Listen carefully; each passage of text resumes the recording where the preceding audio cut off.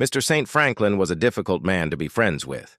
He judged everyone around him by how useful they were to him. However, despite everything, Mr. St. Franklin had a friend.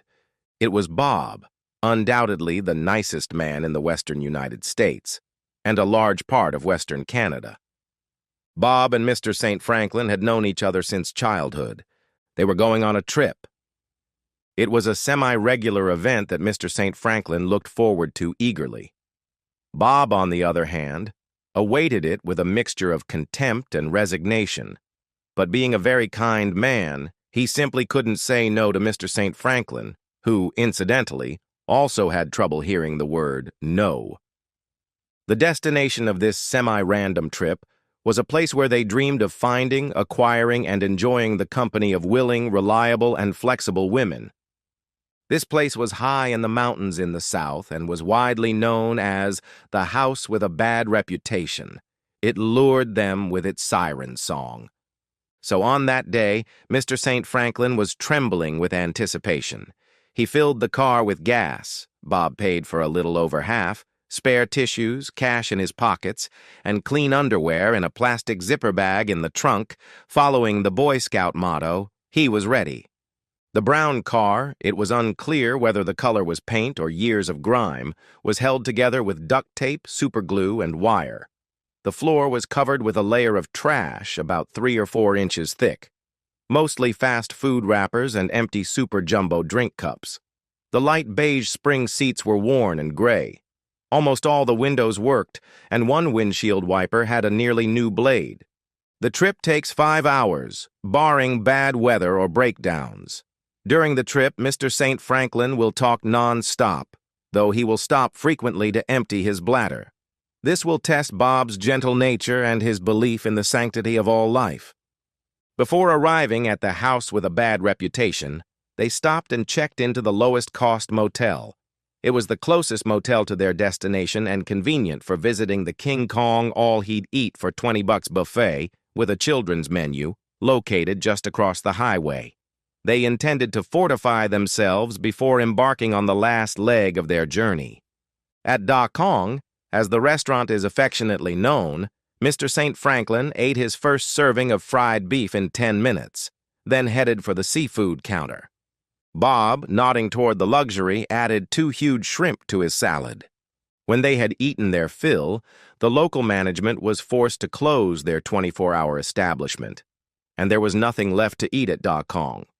Thus, in excellent shape, they continued on their way to the house with a bad reputation. During his previous visit, Mr. St. Franklin had come up a little short on cash and had been forced to sit in his car for 14, very cold hours, while Bob enjoyed a series of earthquakes, at least that was Mr. St. Franklin's assumption, in the pleasant company of women. Although Mr. St. Franklin was convinced that the ladies at noon were clearly trying to cheat him, a huge bouncer made it clear to Mr. St. Franklin that the House of Ill Repute was not a charitable organization and saw no need, nor did the management wish, to provide Mr. St. Franklin with a happy ending. Moreover, their services were paid by the hour, and $15 would not even buy 10 minutes of female company. They sold him a box of tissues. Mr. St. Franklin passed the time dreaming of how his good friend Bob satisfied his carnal desires in the most depraved and perverted ways. Bob, as always, remained a gentleman and told no one what was going on inside. If he had, it would not have matched what Mr. St. Franklin's perverted mind had imagined. Bob talked to several very nice ladies, to whom he told his story of pain and sorrow, which brought everyone to tears. In the end, 2 women couldn't take it anymore and took Bob to their room to comfort him. They fell asleep together. The next morning, the girls insisted on making Bob breakfast, hugged and kissed him, begging him to come back as soon as possible. And when Bob got into the car with a sunny smile and a positive attitude, filled with sticky napkins, he found Mr. St. Franklin in a terrible mood from trying to sleep all night in the freezing mountain air and with an almost empty gas tank. As Mr. St. Franklin explained, "I needed to stay warm." They drove down the mountain to a gas station where they traded bottles for gas. This time, Mr. St. Franklin vowed that things would be different. He cut his expenses to supersized meals, gave up trips to the laundromat where he had to pay for each use of the washing machine, scrimped on everything, saving little by little to ensure he had enough resources to satisfy the greedy desires of the house with a bad reputation for money. He began his journey with $200 in paper bills, $17 in quarters, a dime, a nickel, and 2 pennies, which had now been spent on a $20 buffet and a $20 bed at the lowest-cost motel. This time, he was determined to truly enjoy life. Several tough women worked at the house of ill repute. Their most frequent visitors were truck drivers who had lost their way. It was located at the end of a dusty, bumpy road with deep potholes strategically placed to serve as surprisingly effective speed bumps. Mr. St. Franklin drove cautiously along this long road, occasionally hitting potholes that caused the rear bumper to scrape the ground, and the sticker with the image of a U.S. Marine dragged through the mud and became covered with dust, the likes of which they hadn't seen since Tripoli.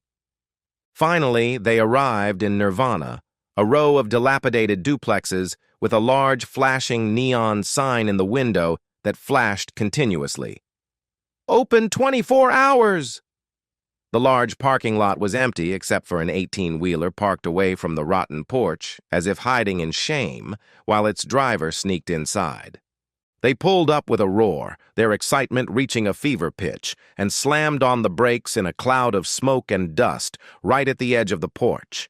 The car panted and wheezed like a horse that had been driven through the desert for hours on a hot day, and foam dripped from the overheated radiator, leaving wet spots. Mr. St. Franklin tumbled out of the car and began to trudge heavily toward the porch. Bob got out, clearly relieved that he and Mr. St. Franklin had arrived safe and sound. For the past couple of hours, Bob had been trying to decide which was more humane: suicide or murdering Mr. St. Franklin. He was leaning toward murder. Of course, with a semi-competent lawyer and a jury made up of people who knew Mr. St. Franklin, he would most likely have been acquitted and maybe even given a parade in honor of his release. Usually, when clients entered the house of ill repute, the girls would rush into the front room, line up, and try to seduce the client into parting with his hard-earned money. Today, when the door opened and Mr. St. Franklin stood in the doorway, casting his large shadow across the empty room, if this were a spaghetti western, someone would be whistling a catchy tune in the background, but it was quiet except for the buzzing of the neon sign flashing and a fly slowly circling in the center of the room. The living room had cherry-red shag carpet that matched the curtains, which beautifully framed the faux wood paneling from the 1970s. To the left was a bar with an ashtray containing 2 half-smoked cigarettes and 3 lonely, steaming cups of coffee. Bob squeezed past Mr. St. Franklin, and his appearance in the living room magically dispelled the gloomy atmosphere. Music came from hidden speakers. The 1970s-style panels no longer seemed so old, and he was greeted by the joyful cries of the ladies of the afternoon on duty. "Bob!" It was clear that they remembered Bob. The girls gathered around him, caressing and stroking him, asking how he was, why he hadn't come for so long, how his health was, and whether he liked her new piercing. The usual meaningless chatter you would expect from old friends meeting after a long absence. Mr. St. Franklin, ignoring the lack of attention, walked deeper into the living room. "Ladies, I'm here!" Waiting for a response, he put on his charming smile. The lady of the house appeared, clapping her hands. "Girls! Girls!" she said in a firm voice. "Clients!" Slowly, the group of women detached themselves from Bob and just as slowly began to line up. Mr. St. Franklin, who had always preferred blondes, approached the only blonde. "Hello, little lady. How about you take me to the back room and I'll introduce you to Ray?" She trembled. The thought of being trapped under Mr. St. Franklin's huge body reminded her of the time a client enjoyed her so much that he died on her. It was bad, but he was smaller, and if that happened to Mr. St. Franklin, She trembled again, just imagining the outcome. Before she could answer, Mr. St. Franklin reached out and hugged her, his eyes flashing. Her name was Sally, and she was a devout woman. She had entered her profession in an attempt to save many women who were engaged in this trade. She prayed long and hard, begged, persuaded, and testified to these fallen women. In short, she caused them a lot of trouble. Then, after many years of preaching about the sin of sex, she experienced something. She saw God. Since that day, she has been happily engaged not only in preaching the good news, but also in drawing closer to her Creator. By all accounts, it was a rather strange path to becoming a promiscuous prostitute, and according to reports, more than one man was a little nervous when she preached hellfire and damnation to them one moment and literally sang the praises of Jesus the next. Moreover, the more perverted the sex was, the stronger her joy became. She even maimed several men when she was overcome with the throes of pleasure. She still prayed to God for forgiveness for the damaged body parts that could no longer function.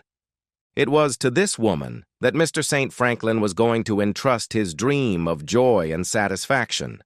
Sally realized that this was a test, her 40 days in the desert, her 40 nights of rain. And if God had decided to test her in this way, she would demonstrate the strength of her faith. Mr. St. Franklin and Sally headed deeper into the hall. Now, dear reader, let's pause for a moment. Think about how sex, even bad sex, can be an exhausting activity that is known to leave even young and healthy men gasping for breath. And Mr. St. Franklin was not young. Furthermore, a man like Mr. St. Franklin, who had excellent insurance as a teacher, with very low deductibles, was a new Cadillac for the doctors who were lucky enough to be called in to treat his poor health. In preparation for this trip, Mr. St. Franklin visited his doctors. His habits had brought his heart into a somewhat weakened state. His blood pressure was extremely high even under the best conditions, not to mention his diet. It was therefore not surprising that he was prescribed several expensive generics. They helped keep everything more or less normal, but unfortunately, they came with some side effects. Bob was relaxing, enjoying the company of Marge, who was delighted with her new great-grandson and showing off his photos. Stella was filling the bathtub for Bob when the most pitiful sound rang through the house. It was heart-wrenching, combining the loss of a beloved pet with the sudden realization that Santa Claus was a myth.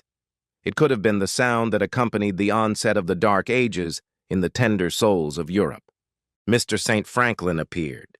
It seemed that Sally had worked on Mr. St. Franklin with a skill and determination not seen since Moses led the people out of Egypt. For 40 minutes, using her mouth, lips, tongue, and tender words, she prayed for him, touched him, cared for him with everything she had. Although Mr. St. Franklin was large and unwieldy, the same could not be said of his dignity. The doctors had deprived Mr. St. Franklin of the ability to have an erection in exchange for keeping his heart beating. Worse still, his sensitivity was so reduced that he felt no arousal. Sally, like the devil who met Jesus in the desert, failed because she could not overcome the effects of Mr. St. Franklin's medication. So, after 40 agonizing minutes, when the alarm clock rang, with joy and satisfaction, an illusion that was so unattainable, with disappointment and emptiness in his stomach, Mr. St. Franklin realized that all was lost. Worse, he had paid in advance, knowing the no-refund policy of the house of ill repute. Now he was penniless, with nothing to show for his $177.17. He demanded that he and Bob be released from the establishment. Bob hesitated, but he was a very good man and simply couldn't leave. After all, it would be rude. Stella had run him a bubble bath, and Marge wanted to show him more photos, he explained. Mr. St. Franklin stepped out onto the porch, thinking about the cold hours he would have to spend in his car. He walked down the steps, certain that life had once again shown him no mercy, given him no respite, for how could it be otherwise?